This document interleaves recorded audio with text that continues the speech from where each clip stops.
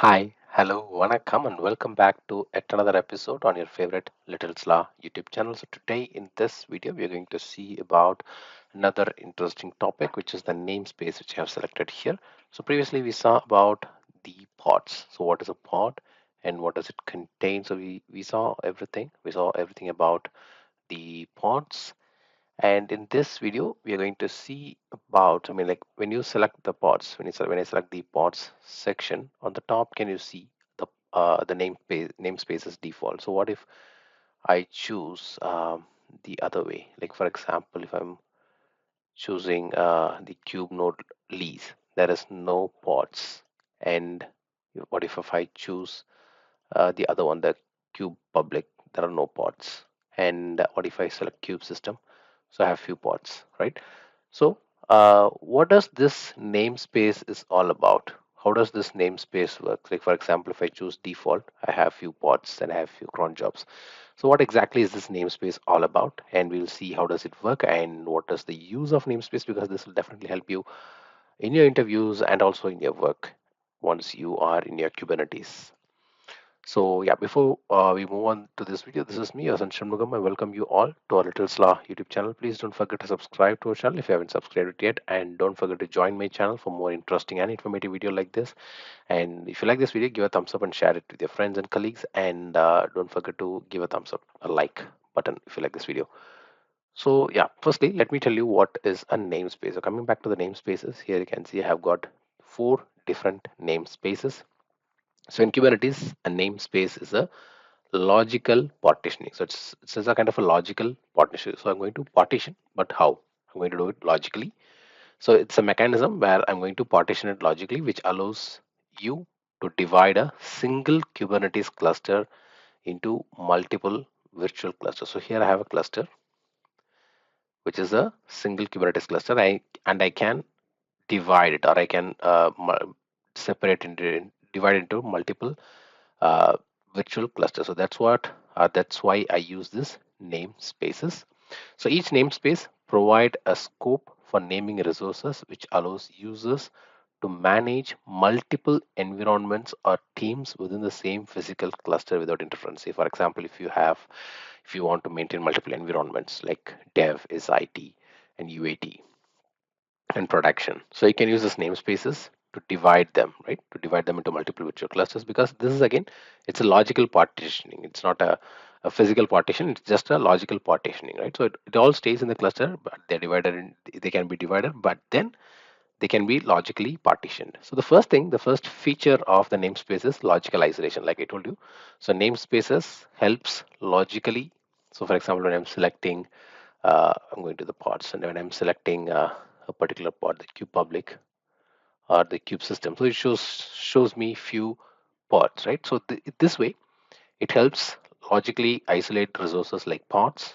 If you have any services, also you can uh, do that way. I mean, like you can create a namespace and you can assign those services to it, and then any deployments from each other, like from one another within the same cluster. So I have all these in the same cluster, but still when I'm selecting default, I get a different set of containers, different set of pods.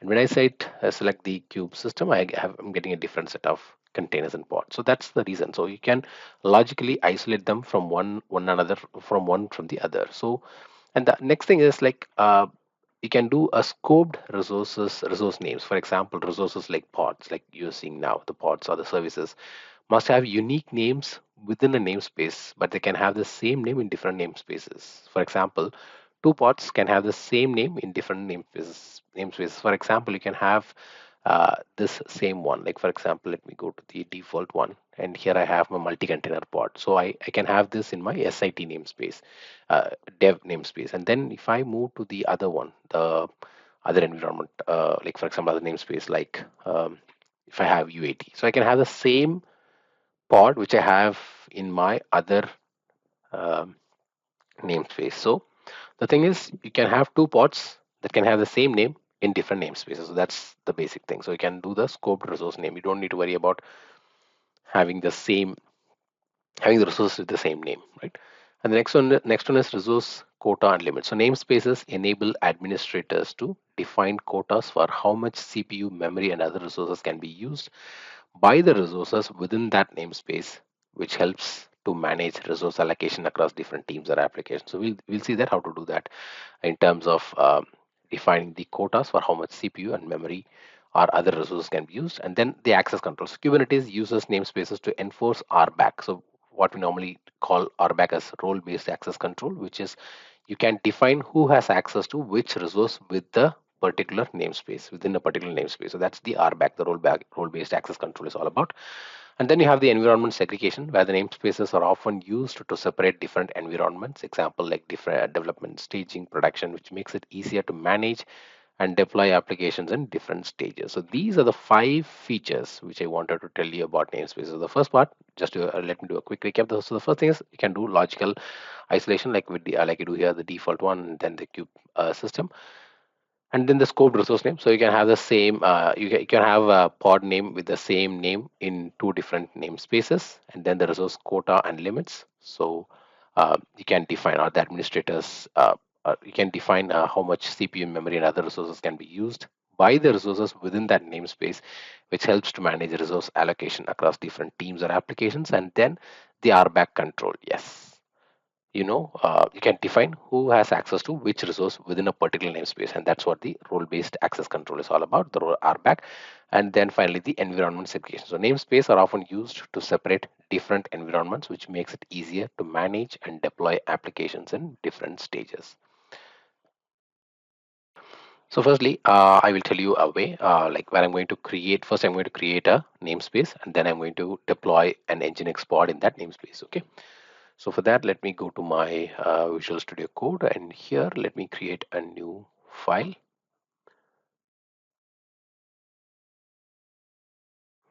and it's going to be my namespace.yaml. So I'm going to create a namespace using this file, and let me just type it down. So API version is v1. Yep, API version is v1, and then the kind is namespace. So you can even create a pod, but in this scenario, I'm going to create a namespace. And then the metadata. So the metadata is name is my namespace.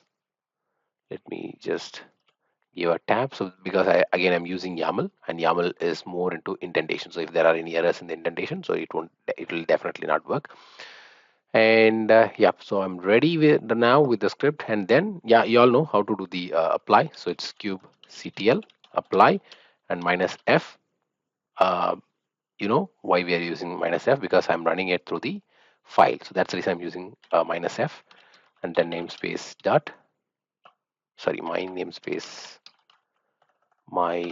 minus namespace dot YAML. So yep, now the namespace, the my namespace is created. You can even confirm this here when I come to the namespaces. Yep, so I have the my namespace. It's ready, and even if I go to the pods, and when I choose my namespace, I don't have any pods yet. So I'm going to deploy an Nginx pod in the namespace. So let me come back to the Visual Studio Code again, and then I'm going to create a file for the deployment. So it's going to be my namespace minus pod.yaml. So this is a file which I'm going to create using the uh, my namespaces, right? So same thing. Let me type API version tab v1, and then the kind. This time it's pod. Yep, that's right. And then the metadata. Sorry, the metadata, and then the name is Nginx pod. Nginx pod. Yep, I'm right. Then the next one is namespace. So now I'm going to add the namespace. It has to be in lowercase. So namespace colon, and the namespace of it is my namespace, right? So let me just check it once. Yep, it's my namespace. So let me just copy it and go back here. Yep, it's my namespace. So that's the namespace that I'm going to use, and I'm specifying the namespace here. So okay, let me tell you the other one. So let me go back, and then let me add the spec of it. So the spec or the specification is containers. The name of the container is Nginx container, and the image is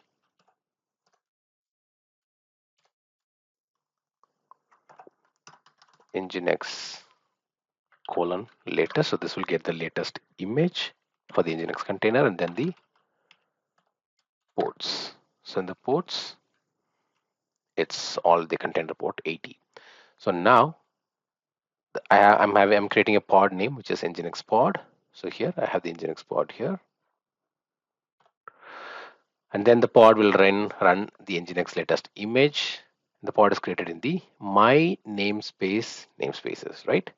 So to apply that, yep, we all know it's kubectl apply -f nginx -pod.yaml.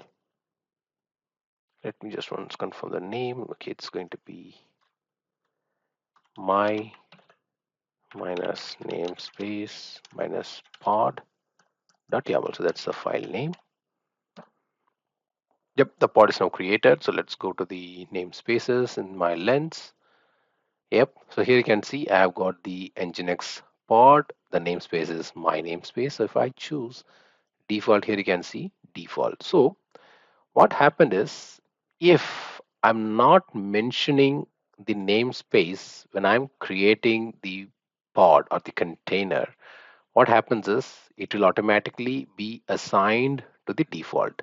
But if I'm mentioning the namespaces as I mentioned here, the namespace is my namespace, then in that scenario, it is going to a particular namespace. If not, so you might have a question like why I could see lots of namespaces in default, because if I'm not giving a namespace, like I told you, it won't be allocated in any namespace, but instead it will be allocated in the default namespace. So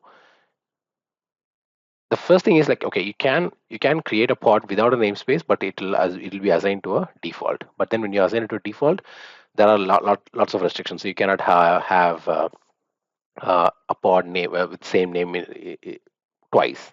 But if you have two different namespaces, you can have the same pod name in two different files, right? The same name, right? So that's one thing. And then you cannot do the logical partitioning, like I told you in the earlier starting of the video.